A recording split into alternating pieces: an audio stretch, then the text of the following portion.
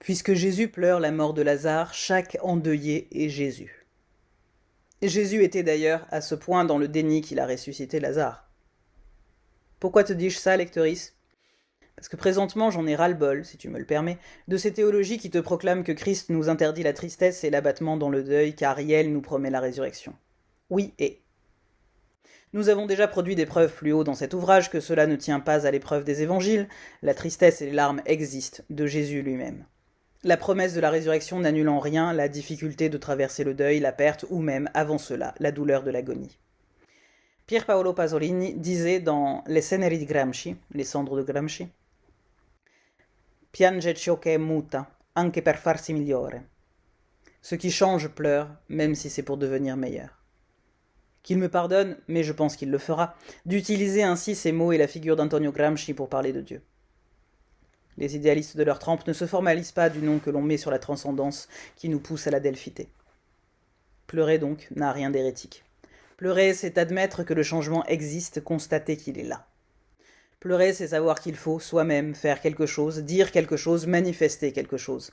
Pleurer, c'est se confronter au fait qu'il faut choisir. Choisir de rester présent à la réalité, de ne pas se défiler devant le réel, de constater, comme tous, que Christ est aussi ecce homo, cet homme à la couronne d'épines et au manteau déchiré.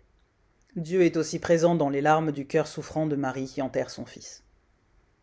Précisément, je pense que c'est, au moins en partie, pour cela que Christ est venu parmi nous, pour toucher au plus près à ce qu'est la douleur ressentie par un cœur humain, par une chair humaine, savoir ce que sont les coups de fouet, autant sur la chair que dans l'âme, vivre les crachats et les insultes, pour être aux côtés de ceux qui désespèrent. Dieu s'est voulu si présent parmi nous qu'elle est à la fois chaque défunt mis au tombeau et chaque personne portant le deuil. Dieu est en plénitude avec nous, à chaque instant, à chaque émotion. C'est précisément pour cela qu'elle s'est incarnée, pour savoir de quoi elle parle, pour avoir notre point de vue, pour avoir vécu dans sa chair. Pour savoir ce qu'est le changement perpétuel pour celles qui le vivent, le ressentent, et pas seulement comme élus les voient. Rendre possible et être témoin. Dieu, en descendant de son trône, fait aussi son coming out à la fois de Dieu et d'humain. Et ici, je cite ma prêtre genevoise préférée qui a fait du coming out la base de sa théologie. Tu liras sans doute un jour, lectrice, ses propres écrits. Son coming out de vivant, avec un V majuscule, à travers la vie et la mort. Yel démontre la puissance qui est sienne, sa faculté de pouvoir, sa volonté de rester dans le potentiel par rapport à un pouvoir qui s'affirmerait dans l'acte par la force. La puissance est beaucoup plus douce en un sens, elle requiert qu'on la reconnaisse et qu'on l'admette pour agir. La puissance de Christ ne disparaît pas dans sa souffrance, pas dans ses outrages, pas dans son chagrin. Elle est tout autant là, prête à être saisie par nous, comprise par nous, vue par nous, comme une présence dans nos propres ténèbres. La puissance de Christ réside dans cette présence. Certaines diraient dans cette qualité de présence à l'instant présent, oui, possiblement. Mais plus encore, cette qualité de présence absolue et radicale à tous les instants. Comprends-moi bien, lectrice. Christ présent à chaque instant, intensément et simultanément dans tous les instants. Yel est absolument présent à la fois dans notre moment précis d'expérience, mais aussi dans notre passé, notre avenir et toute autre direction du temps possible et imaginable. Simultanément. À son image, nous sommes invités à être aussi pleinement là et pleinement ailleurs, afin de vivre pleinement notre peine, tout en vivant pleinement notre espérance. Il ne s'agit pas de mettre de côté notre espérance parce que nous sommes dans la peine, il ne s'agit pas d'ignorer ou mettre sous cloche soit notre peine, soit notre espérance. Non, il est précisément question d'être simultanément dans la plénitude des deux. Jésus nous appelle à être enfants. On en dit bien des choses, mais je voudrais mettre en lumière ce fait, que l'on dit propre à l'enfance, mais ça se discute si tu veux mon avis, de pouvoir croire et être simultanément deux choses, voire plus. Un enfant qui joue à faire comme si, peu importe quoi, est à la fois pleinement dans le jeu et pleinement dans une réalité imaginaire. Faire comme si j'étais un dragon, je suis réellement un dragon et réellement un petit humain dans un costume en carton, entièrement, radicalement, véritablement les deux choses simultanément. Traverser les affres de la vie en étant croyante et, je le crois, quelle que soit la religion, spiritualité et philosophie, c'est adopter pour toujours cette même posture. Je suis dans la souffrance et en même temps dans la certitude que, Dieu même, tout cela a un sens, tout cela passera. L'autre axiome dépend de son propre système de pensée. Il y a une révolution copernicienne de nos consciences à avoir à présent. Pleurer n'est pas une défaite ou une transformation ou que sais-je. Pleurer est un acte de témoignage. Ni une obligation, ni un état en soi. Oui, lectrice, cela vient de quelqu'un qui ne pleure pratiquement jamais, oui, donc mon avis est subjectif, certes. Mais je m'insurge, je crois de bon droit, contre l'impératif des larmes ou de non-larmes. Car notre société a prodigieusement enfanté des deux. Il faut pleurer à un mariage, sinon il n'est pas réussi, il faut pleurer à un enterrement, sinon l'on manque de respect à la défunte, mais pas plus long que quelques heures, et il ne faut pas pleurer quand on t'insulte parce que tu dois être fort, et il ne faut pas pleurer de je ne sais quoi d'autre. Pire encore, l'essentialisation des larmes qui tendent à ne plus être un marqueur du genre féminin mais de la capacité d'empathie. Ces deux pensées sont des impasses, on n'essentialise pas une action biologique. Le sommeil est-il essentiellement féminin ?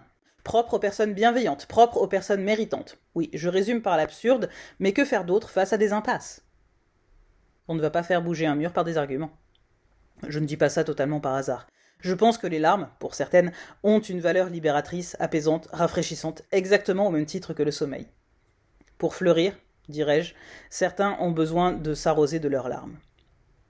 De même, dire que ce qui pleure c'est ce qui change n'inclut pas que ce qui ne pleure pas ne change pas. Bien sûr que cela va sans dire, mais de nos jours, il vaut toujours mieux enfoncer des portes ouvertes et appeler une oie une oie. Ce qui change, ça peut aussi être ce qui est en colère, comme Jésus renversant les tables des marchands. Et tout cela ne sont que des exemples. Ce qui change le monde, c'est aimer. Aimer dans un sens si peu exploré de nos jours, aimer comme dans comprendre, comme dans dialoguer, comme dans avoir de la compassion et de la miséricorde, comme dans tu as l'image, lectrice. L'amour qui ne cherche rien, n'est pas conditionné par un lien affectif même. L'amour comme la simple remarque que nous sommes tous des humains. Bien sûr que l'on entre dans un paradoxe intenable, comment embrasser toute l'humanité, même celles qui refusent d'être des humains comme les autres ? Comment embrasser également la haine ? Comment embrasser l'intolérance ? J'arrête là ma liste, mais tu as l'idée. La réponse, lectrice, je te l'ai donnée maintes fois, et Christ lui-même nous l'a donnée maintes fois. Embrasser en tendant l'autre joue. Embrasser en gardant sa dignité propre, sans vouloir se fondre à autrui, sans souhaiter tout lui pardonner. Embrasser en restant soi-même. Ce qui nécessite bien entendu de s'être embrassé soi-même en honnêteté, évidemment. Embrasser sans craindre de s'éloigner en secouant ses sandales, d'affirmer ce que le commandement d'amour implique. Embrasser l'âme plus que la personne, son corps ou son esprit. Embrasser une vérité supérieure à l'antagonisme, embrasser car après tout Jésus a été trahi par une embrassade. Embrasser n'est pas une absolution, c'est une éthique ou un signe du destin. Ce que nous offre le geste de Judas est peut-être la première vision de la banalité du mal, bien sûr, de la facilité et de la bassesse, oui, mais si c'était aussi un autre sacrifice, car il fallait bien qu'il y ait trahison de Christ. Judas comme endossant la responsabilité du premier chrétien faillible, celui qui, suivant Christ, se mit pourtant lui-même en avant, ou succomba à une pression sociale supérieure, à l'élan de miséricorde, ou je n'en sais rien, lectrice, mais j'essaye d'ouvrir des portes dans ton cerveau. En tout cas, Judas nous montre aussi qu'une embrassade, un geste d'amour n'est pas nécessairement celui d'une adhésion. Et cela est un message utile dans les deux sens, que l'on se place comme le trahi ou le traître. Car Jésus a-t-il refusé ce baiser ? Non. Il s'en est ému, il en fut surpris. On ne nous dit pas qu'il s'est dérobé. Surpris au dernier moment encore que l'humanité puisse trahir avec les gestes mêmes de l'amour, mais acceptant que cela soit. Bien sûr, puisque lui allait mourir par amour, souffrir par amour, et sans pour autant vouloir faire de la souffrance un commandement ni un exemple. Seulement l'amour, et le détacher pour toujours des gestes et des vocables pour que seule l'intention du bien demeure primordiale. Seul le but finalement. Et laisser ouverts tous les possibles. Celui de mourir pour un adelphe comme celui de pleurer la mort d'un adelphe, celui de trahir en prétendant aimer, celui d'embrasser sans que le cœur y soit. Alors suivre les commandements ardus, en replaçant sans cesse devant nos yeux la souffrance d'autrui, non pas par misérabilisme, mais pour connaître la compassion et la figure de Christ.